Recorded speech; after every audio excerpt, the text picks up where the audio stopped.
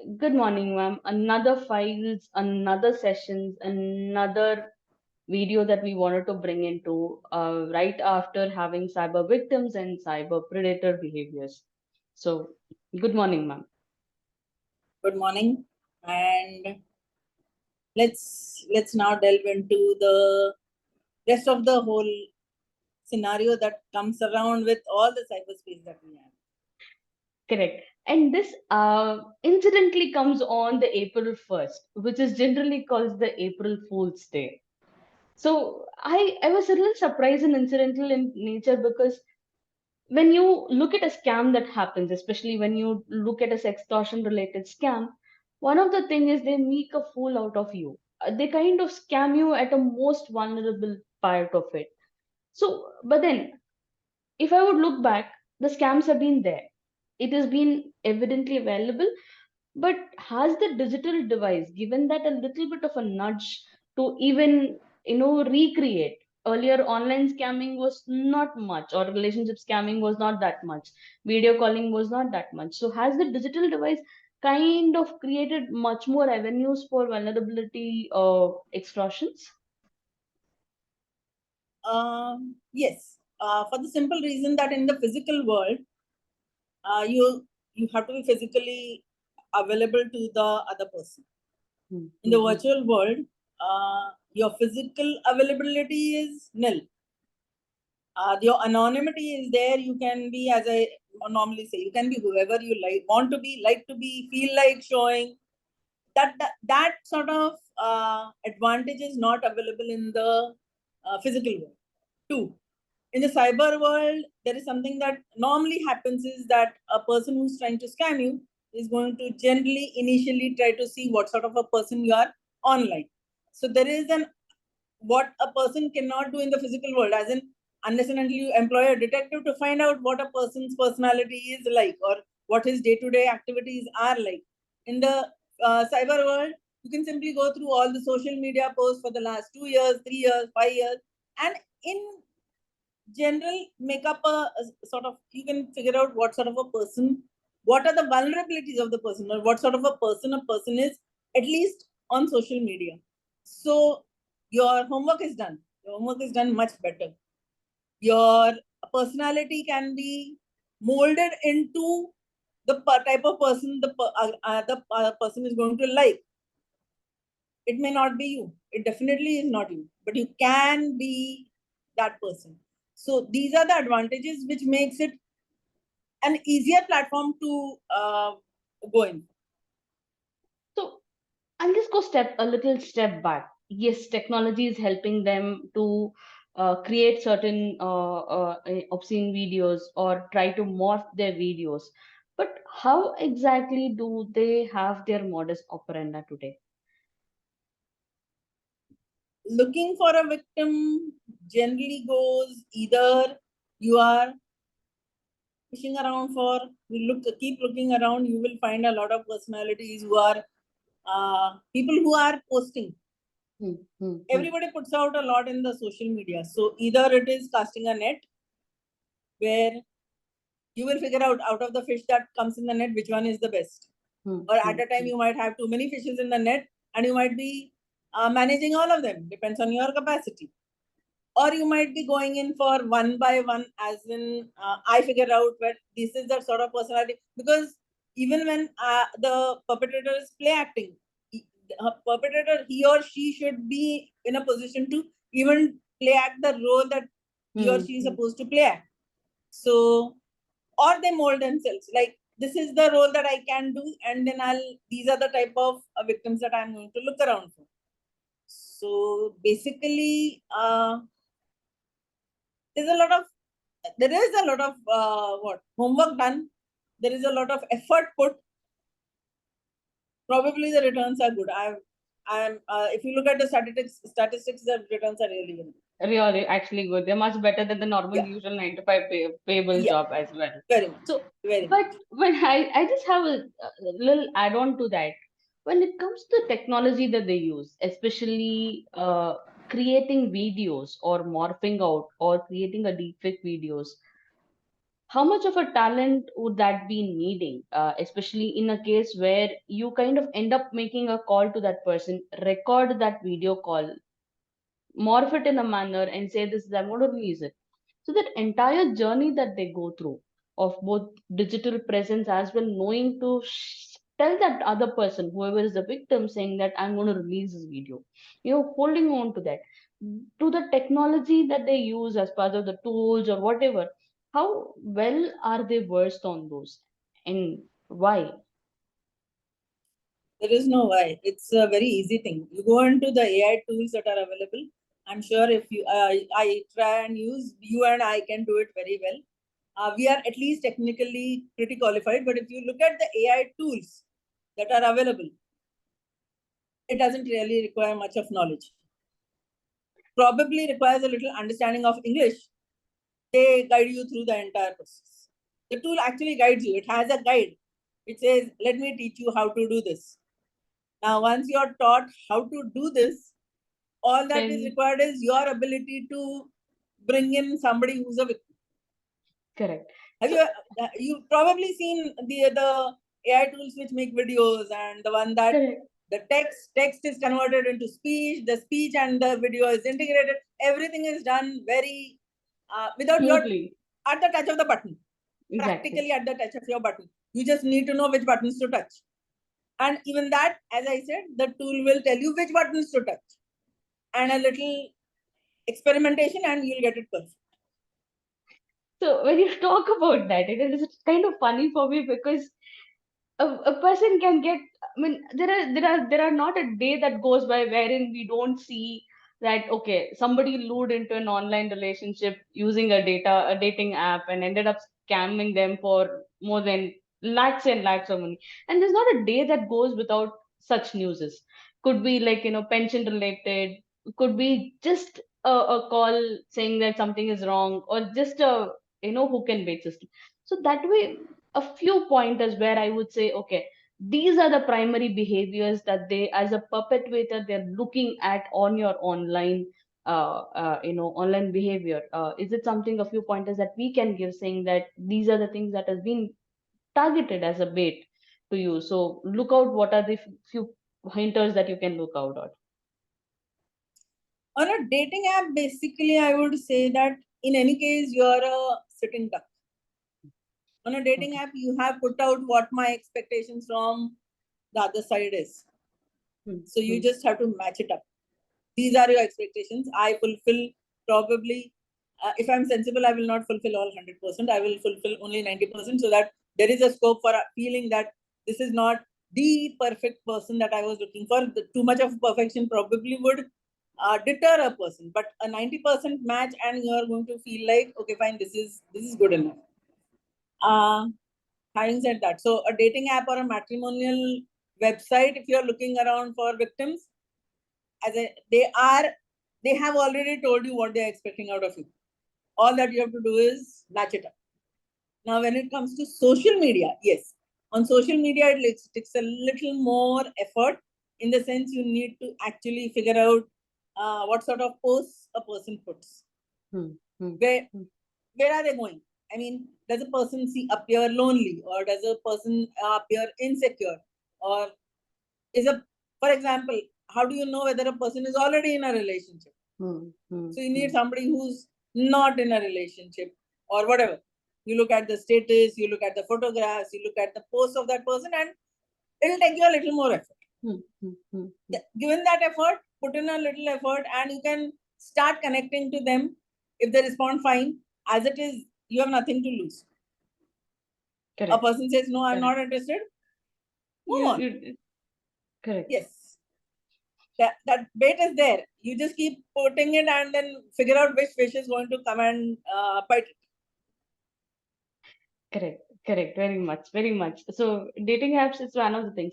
The other aspects that I kind of look into is when I look at the perpetuator, primary way of threatening is I'm going to create a obscene video out of you, or create a video or an audio file or a digital image which can relate it to a pornographical content.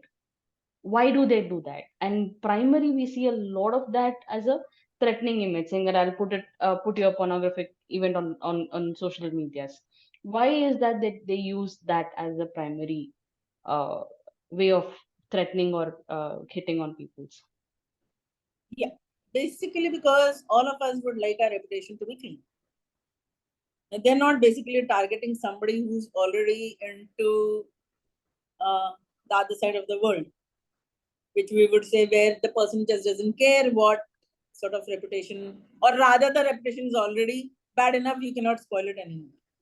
Now, a person from a good family would not like her reputation to go bad. Probably a mother having children or a son having parents who would probably, or friends.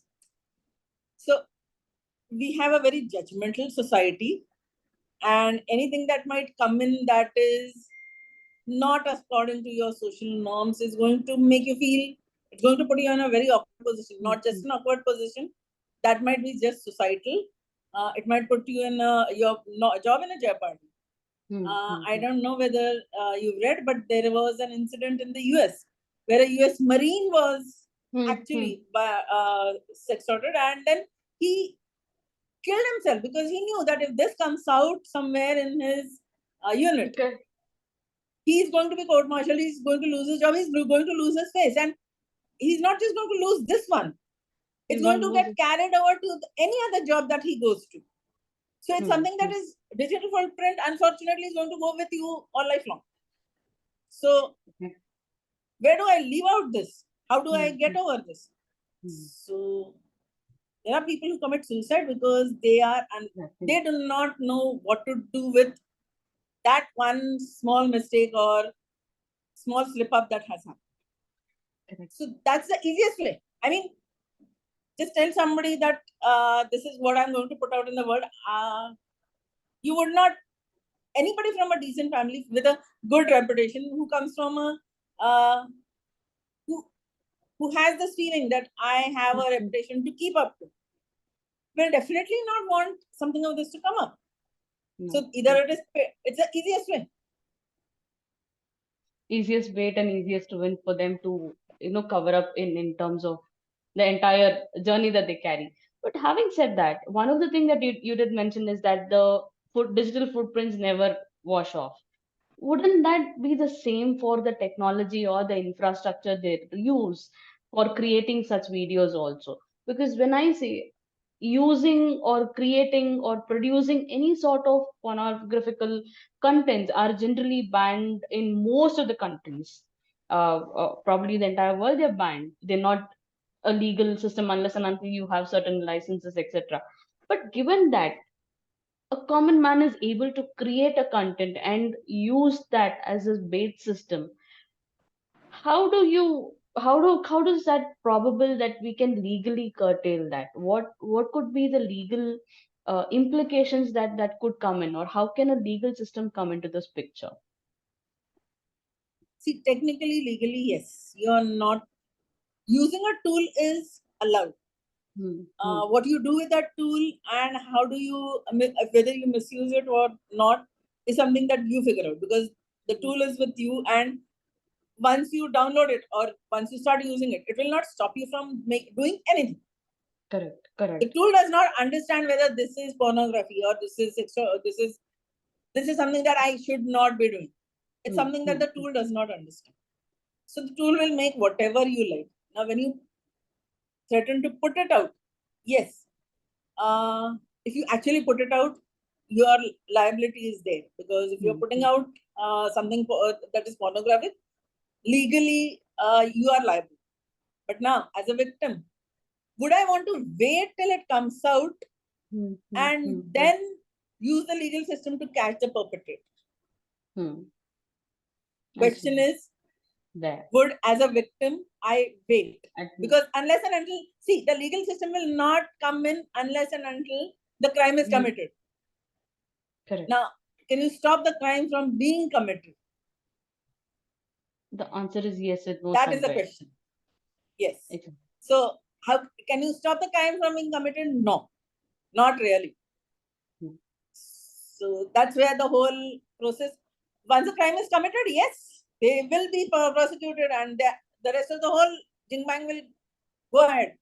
How do you stop it? So where do you bring in the legalities? How do you ensure that the tools? There's something called e-safety. If you've seen, Australia or Canada has something called e-safety, where even the search engines or even the apps, they are supposed to have these sort of inbuilt technologies where there is a safety factor.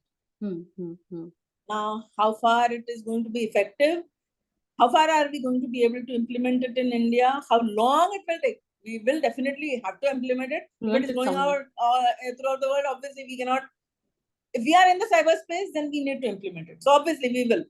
But how long does it take? Until then, what do we do? And despite so many cyber laws being in place in even the US, still we see there are deaths by suicide.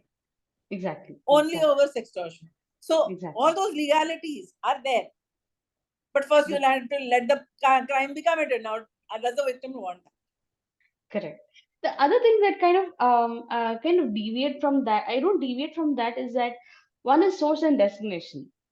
Being in India, I can or use the tools and technology to create or bait a victim who's not from India. So there is a completely non barriered cyber world that is available. So when you say that the both the ends do not meet, actually the source and destination is not the same place or in and around the same place. Having said that, how will a legal system kick in? Like you said, there's an e-safety features available and the app needs to do it, but will that apply the same if they're outside the location? So what happens, or what should be the actual way of thinking for us when we talk about legal system as of today in terms of the cyberspace? Yes, we can strengthen our own legal system, but basically when you are talking about a cyberspace, the legal system, since the space is all over, the legal system has to be all over. We still don't have that in place because probably it will take a little time. It will take a little time for everybody to come up on a single platform and say, well, if the crime is committed in the cyberspace, then the rules and regulations ought to be one single entity, and everybody needs to be judged under it. That takes, we have a plethora of different type of governments in different type of countries. Getting them all on a single platform, getting them to agree to something of this sort is definitely going to take a little time, which is why, for example, as you said, now if a crime is being perpetrated through a third country, in my country, how do I prosecute that person? Under what legalities do I prosecute that person? So how do I give justice to my victim? Exactly. That is something that's a big question. We will come to it, definitely. Let's at least do something within the country, across the globe. Yes, there is a very strong need for that. There are efforts going on in that direction. They'll be in place. Because the reason I added that question was because I for sure know that a victim will have to raise the question saying that I've been sextorted. But she's the source or the destination. But who is the source of creating that particular part?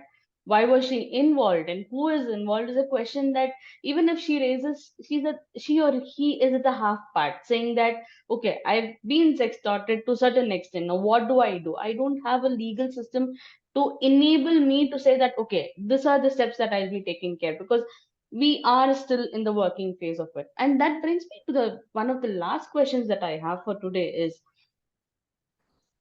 I don't get calls. Even if I get calls, I don't pick up my phone. If I see an unknown number, I don't pick up. I try to validate. I be a little more cautious.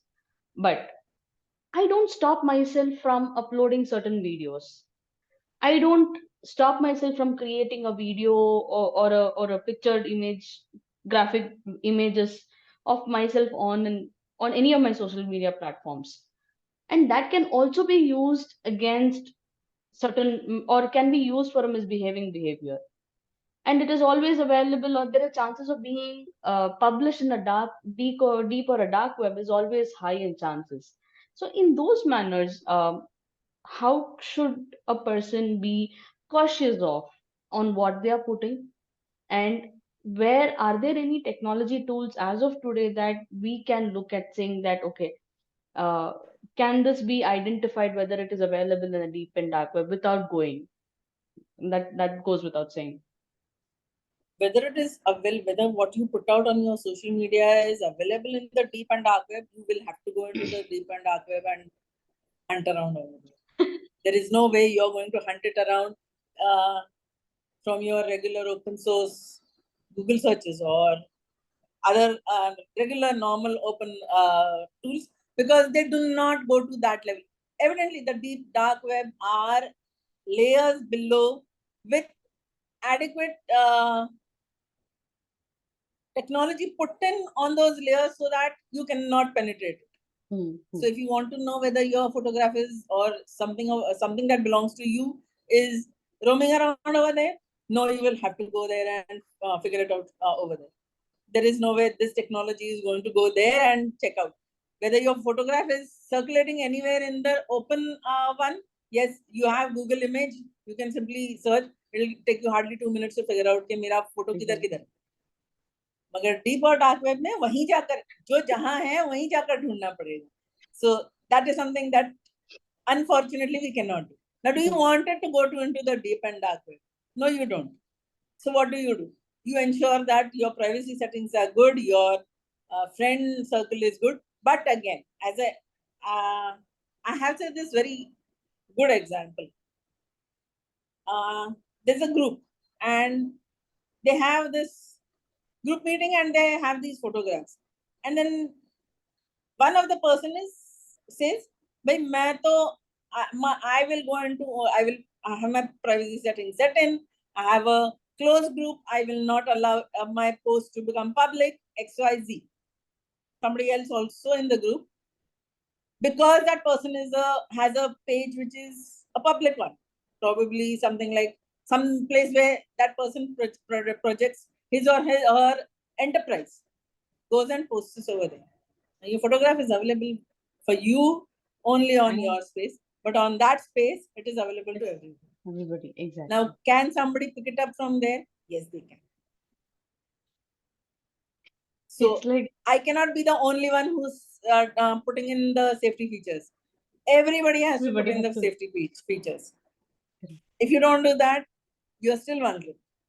I might not make a mistake. Somebody else can definitely. It's like every time, every session, and every time I meet, there is one common statement that I keep hearing from you is you do not know if you might be vulnerable, but you are one of them who can be definitely vulnerable. So that being said, and again, time is something that I have a real challenge of, and time is something that is never vulnerable with me. It's only creating havoc for me. But I would like to discuss on the same topic of online sextortion that has a ripple effect on a person's mental behavior, mental health, and the fear that ensues while one is self, the other is getting into the world, and the third is killing themselves. And I would like to have a little more awareness sessions in and around those topics as the next cyber files as well. Thank you, ma'am. Thank you.